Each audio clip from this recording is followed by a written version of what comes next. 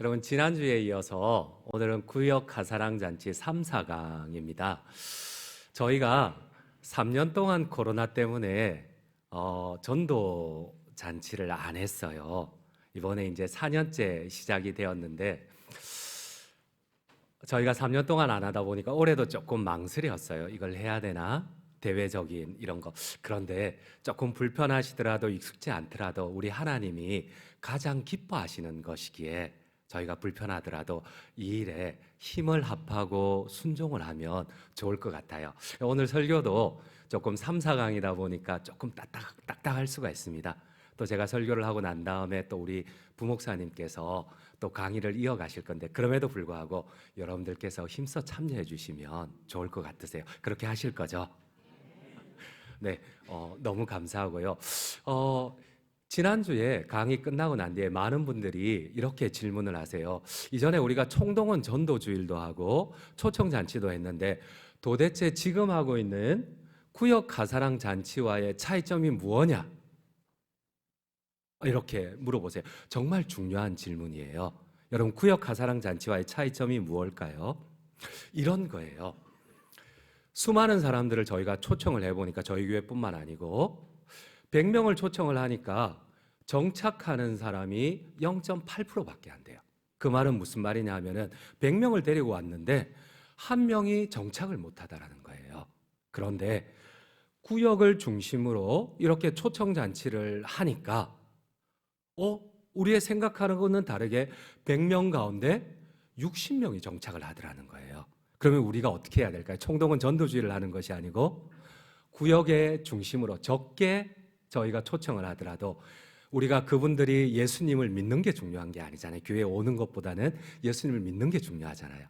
그래서 저희가 하는 것이 정착에 초점을 맞춘 구역 가사랑 잔치를 합니다. 그래서 지난번에 1, 2강 때는 이 구역 가사랑 잔치를 하기 위해서는 두 가지 중요한 원리가 있다고 그랬습니다. 하나는 관계입니다.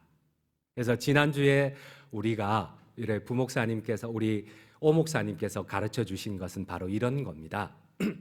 지금 교회에서 예수님을 영접하고 신앙생활 잘하는 사람들을 설문조사를 해보니까 당신은 어떻게 해서 전도되어 가지고 이렇게 예수님을 영접하고 신앙생활을 하게 되었습니까? 이러니까 목사님이 설교를 잘해서 이런 분들은 여기 앉아있는 분들 가운데 1%, 2%도 되지 않는다는 겁니다. 소수라는 겁니다. 또 어떤 분들은 내가 삶의 죽음의 위협에 있고 질병 가운데 예수님을 통해서 내가 치유를 받고 교회 안에서 신앙생활을 하게 되었다. 이런 분들도 2명, 3명밖에 되질 않더라는 거예요. 그럼 큰 전도 집회 때 성경 공부를 통하여서 교회에 정착하고 전도돼서 이런 분들도 몇 퍼센트 안 돼요. 이런 분들 다 합쳐도 10%가 안 돼요. 그런데 90% 이상이 바로 가족들의 관계 때문에 교회에 계속 오다 보니까 처음에는 하나님을 몰라요. 예수님을 몰라요. 그러다가 설교를 듣다가 어느 순간 십자가에 죽으신 예수님을 만나게 되고 내가 죄인인 것을 알게 되고 천국 영생을 확신하게 되고 이렇게 믿음을 가진 사람들이 90%가 가까운 가족들 때문에, 가까운 친척들 때문에, 가까운 친구들 때문에, 동료들 때문에, 이 관계 때문에 교회에서 신앙생활을 하더라는 겁니다. 그래서 우리가 정착을 위하여서 구역 가사랑 잔치를 할 수밖에 없고 이 구역 가사랑 잔치에는 두 가지 축이 있습니다. 하나는 관계를 맺는 거와 하나는 오늘 말씀을 통하여서 하나님께서 주시는 비밀입니다. 여러분, 그 나머지 하나가 무엇일까요? 여러분들 혹시 저도 PPT가 안 되니까 답답합니다. 지금 한 PPT 2개를 보여드려야지만 이게 설교가 매끄럽게 진행이 되는데 오늘 좀 안 되니까 조금 답답하네요. 여러분 혹시 에메자케라는 이름을 들어보셨어요? 혹시 축구선수 지네디 지단은 한번 들어보셨습니까? 그렇죠. 여러분들이 성경은 몰라도 축구선수는 잘 아세요. 여러분, 이 지네디 지단, 무명의 지네디 지단을 발굴한 사람이 바로 에메자케 감독입니다. 여러분들 히든키를 잘 아시잖아요. 무명의 박지성 선수를 세계적인 스타로 만든 사람이 이 히딩크 감독입니다. 똑같다고 보시면 됩니다. 에메자케가 프랑스 감독을 하면서 무명의 지네디 지단을 세계적인 스타로 만들었습니다. 그런데 여러분, 이 히딩크보다도 에메자케가 유명한 이유는 이 에메자케는 한 번도 결성에 오르지 않은 9번이나 본선에 진출했지만 한 번도 결성에 오르지 못한 프랑스 대표팀을 처음으로 결성에 올렸을 뿐만 아니고 삼바 축구 최강자인 이 브라질을 결승에서는 이런 적이 별로 없는데 3대 0으로 대파하고 우승을 거머쥔 왕, 이 감독이 에메자케입니다. 여러분, 세계 축구협회가 피파죠. 이 피파가 기술위원회가 궁금증을 내었어요. 어떻게 최강인 브라질을 그것도 결승에서 3대 0으로 대파할 수가 있었을까? 그래서 이 에메자케 감독을 이 프랑스 팀을 연구를 했습니다. 무슨 이유 때문에 이 프랑스가 결승도 오르지 못한 이 프랑스가 우승을 했고 3대 0으로 대파를, 이 브라질의 삼바 축구를, 세계 최강을 3대 0으로 대파할 수가 있었을까? 가만히 보니까 이 기술위원회가 연구를 해보니까 딱 한 가지 이유밖에 없었어요. 에메자케 때문이다. 이 감독 에메자케의 용병술 때문이다. 그리고 이 용병술의 핵심은 팀플레이다. 여러분, 그렇습니다. 히딩크도 마찬가지인 것 같아요. 이 에메자케는 프랑스 대표팀들 선수 기용에 있어서 아무리 혼자 잘하는 사람이라도 혼자 스타 플레이를 하는 사람은 다 선수에서 제명을 시켜버렸습니다. 그 당시에 프랑스에는 전 세계적인 에릭 칸토나라는 공격수가 있었어요. 프랑스를 대표하는. 근데 이 사람 혼자는 너무 잘하는데 협력이 안 돼요. 여러분, 에메자케가 이 사람을 기용을 했을까요? 아니요. 절대 기용을 하지 않았습니다. 이 모든 대중매체가, 언론이 발칵 뒤집었어요. 뭐하냐? 장난하냐? 이 세계적인 선수를 왜 기용을 안 하느냐? 그럼 프랑스가 어떻게 본선에 올라갈 수가 있느냐? 여러분, 그런데 기적이 일어납니다. 이 에메자케는 한 사람의 스타 플레이보다는 협력하여 다른 사람을 위하여서 내가 잘할 수 있어도 양보하고 협력하여 단합할 수 있는 사람들. 그런데 처음으로 프랑스에서 한 일이 이거였어요. 모든 선수가 함께 공격을 하고 모든 선수가 함께 수비를 한다. 근데 기적이 일어났습니다. 본선만 진출한 게 아니고 유일하게 프랑스가 처음으로 결승에서 우승을 차지했을 뿐만 아니고 최강의 삼바 축구 브라질을 3대 0으로, 결승에서는 3점 차이가 거의 안 나거든요. 근데 3대 0으로 대파를 해버렸어요. 그리고 무명의 지네디 지단을 세계적인 스타 플레이어로 결승에서 2골이나 넣게 만드는 스타 플레이어로 만들었습니다. 사랑하는 장전중앙 성도님 여러분, 오늘 하나님께서 구역 가사랑 잔치 정착을 위하여서 2가지 중요한 원리를 말씀을 하십니다. 하나는 관계고 하나는 협력입니다. 함께함입니다. 그래서 오늘은 이 비밀에 대해서 하나님은 이렇게 말씀을 하세요. 우리 본문 9절을 한번 천천히 같이 읽도록 하겠습니다. 2 사람이 한 사람보다 나음은 그들이 수고함으로 좋은 상을 얻을 것입니다. 그렇습니다. 나 혼자 잘하기보다는 함께 할 수 있는 사람, 내가 아무리 오라도 나보다 못하는 사람과 연합할 수 있는 사람, 함께 할 때 기적이 일어납니다. 여러분, 아멘이세요? 오늘 하나님께서 가르쳐 주시는 진리가 무엇일까요? 한 사람이면 반드시 패합니다. 2 사람이면 능히 당할 수 있나니 세겹 삼겹줄은 결단코 끊어지지 않고 승리하리라. 여러분, 그래서 구역 가사랑 잔치의 2가지 중요한 원리는 관계와 함께 협력입니다. 우리 한번 오늘 본문 12절을 함께 읽도록 하겠습니다. 한 사람이면 패하겠거니와 2 사람이면 맞설 수 있나니 세 겹줄은 쉽게 끊어지지 아니하느니라. 그렇습니다. 우리가 이제 하나님이 기뻐하시는, 조금 우리는 불편하지만 번거롭지만 이 전도와 정착이라는 이 바퀴를 돌리려고 하는데 그냥 돌리면 쉽지 않아요. 그래서 2가지를 가지고 우리가 이 바퀴를 돌리려고 합니다. 바로 관계 맺음과, 친절을 베풀고 관계 맺음과, 그리고 협력함으로, 한 구역이 협력함으로 함께 이 바퀴를 돌리려고 합니다. 여러분들 금방 이해가 되시죠? 네, 5분밖에 이해가 안 되시네요. 여러분, 제가 한번 여쭤봅니다. 우리는 왜 매주일 교회에 나와서 함께 예배를 드릴까요? 내가 예수님을 영접하고 구원을 받았으면 굳이 번거롭게 주일날 매주일마다 교회 올 필요 없잖아요. 내가 구원받았으면, 천국 영생을 소유했으면 주님의 제자가 되었으면 굳이 번거롭게 왜 매주일마다 예배를 드리고, 또 목사님이 소그룹이 중요합니다, 구역이 중요합니다, 함께 하나님의 말씀을 나누고 적용하고 서로를 위로해야 됩니다, 왜 번거롭게 계속 구역 모임을 참석하라고? 귀찮잖아요. 여러분, 또 심지어 전도마저도 함께 하라고 하니까 번거롭고 귀찮아요.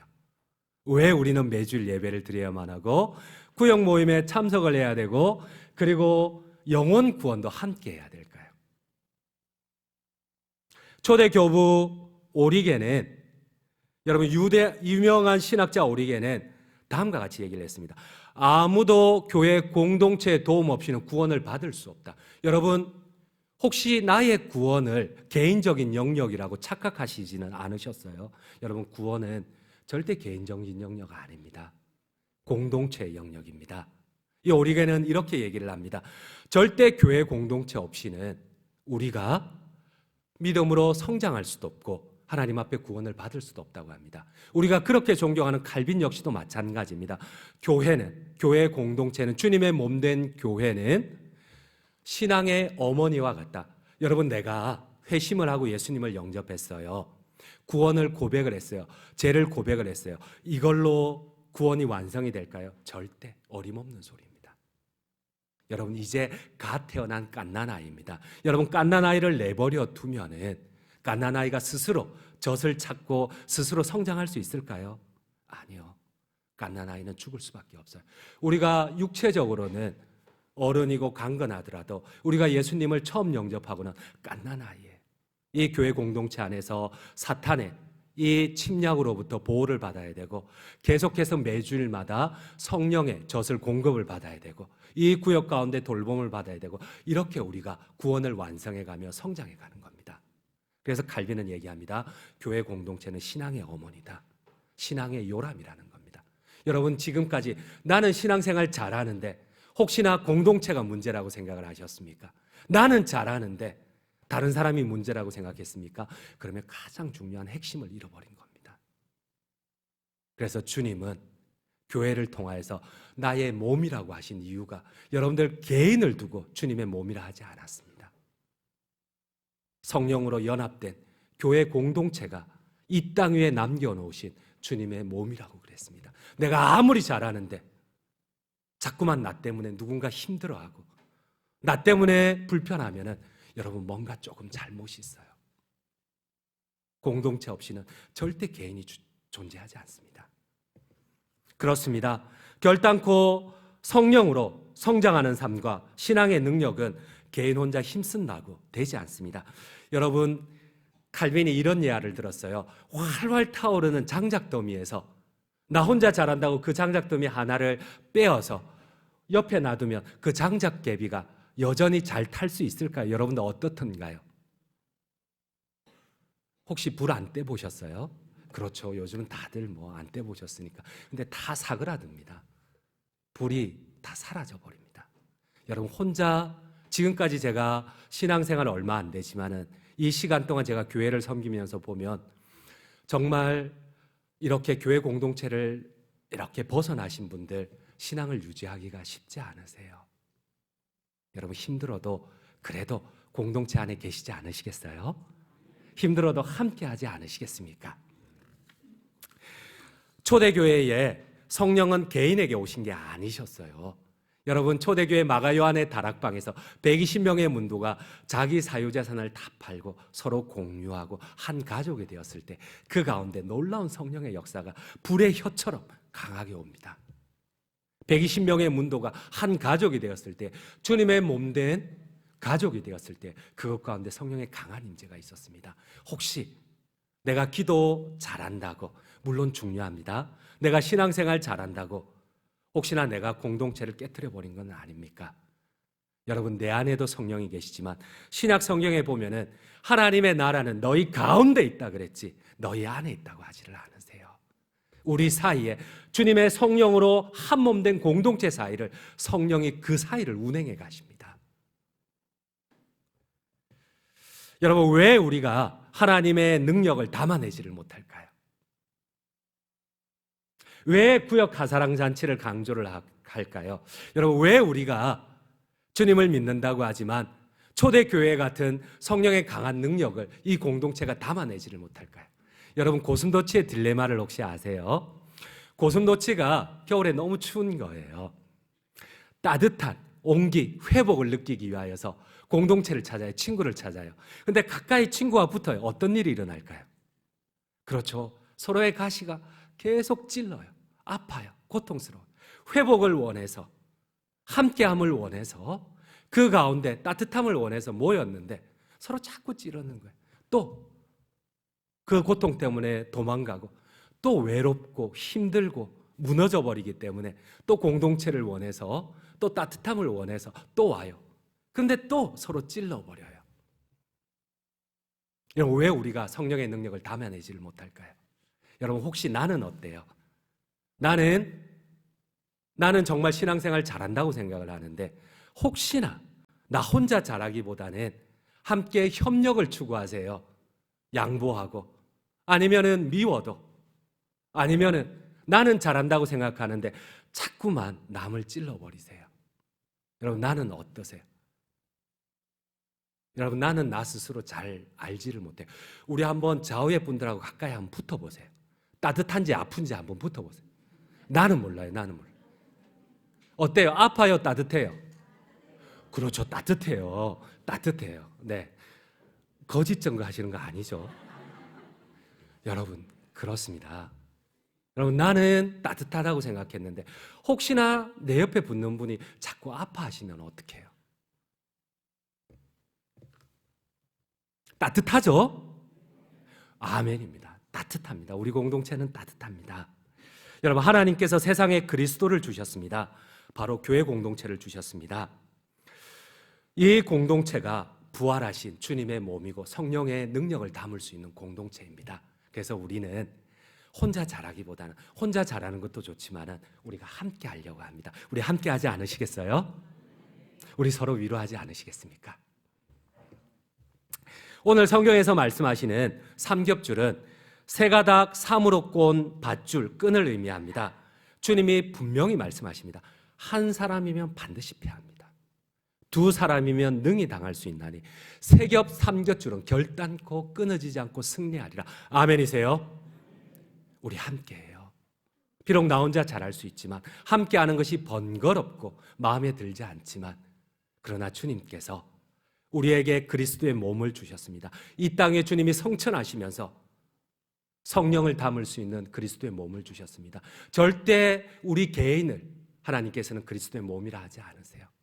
우리가 함께하는 이 장전 중앙교회 건물을 가지고 교회라 하지 않으세요. 우리 이 성도들의 연합을 교회라고 하세요. 주님의 몸이라고 하세요. 바로 성령을 담을 수 있는. 여러분, 우리가 어릴 때에 우리 믿음의 목사님들이, 신앙의 선배 목사님들이 이런 예화를 많이 드셨어요.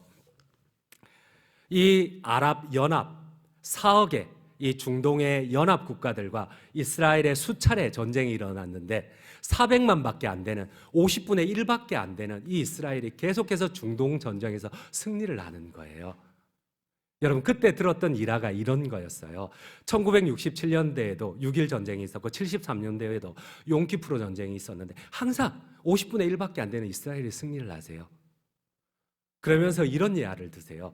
이 미국에 유학하는 아랍의 유학생들이 있었고 이스라엘의 유학생들이 있었어요. 전쟁이 났다는 소문이 듣자마자 이 이스라엘 유학생들은 바로 짐을 싸서 고국으로 귀국을 합니다.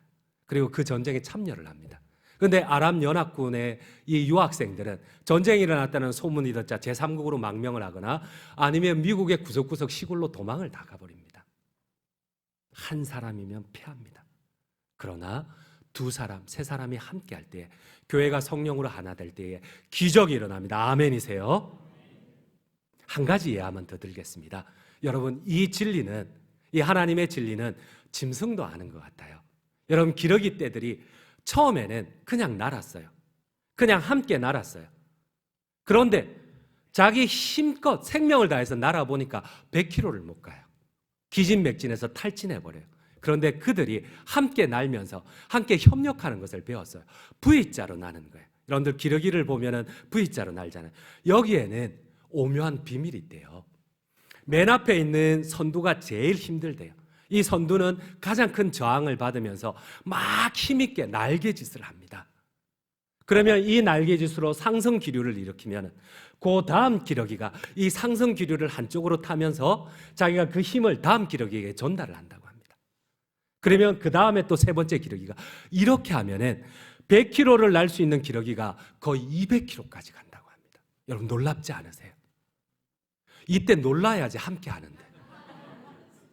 놀라지를 않으니까 내한테 아무 영향력이 없으니까 굳이 이거 어때 기러기는 그렇게 날고 나는 이러니까 안 돼요. 이 기러기들은 협력하는 것을 배웠어요.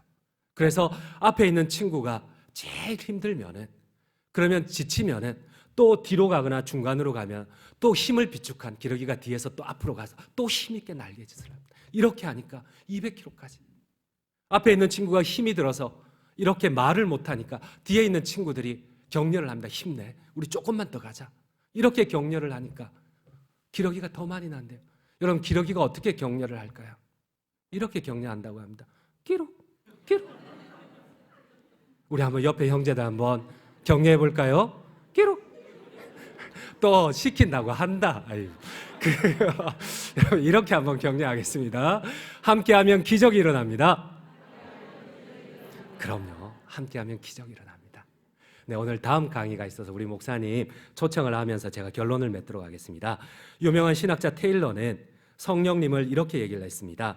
사이로 가시는 하나님, 우리 안에도 계시지만 우리 사이를 운행하시는 하나님이라 그러셨습니다. 특별히 하나님과 우리 사이, 우리 형제들의 관계 가운데서 성령이 강하게 임재하십니다. 아멘이세요? 그러므로 이번 구역 가사랑 잔치 우리가 4년 만에 다시 시작을 합니다. 고통스럽고 번거롭지만은 우리 하나님이 가장 기뻐하시는 일을 위하여서 우리가 힘을 합쳐서 일을 이루어 나가기를 원합니다. 아멘이세요?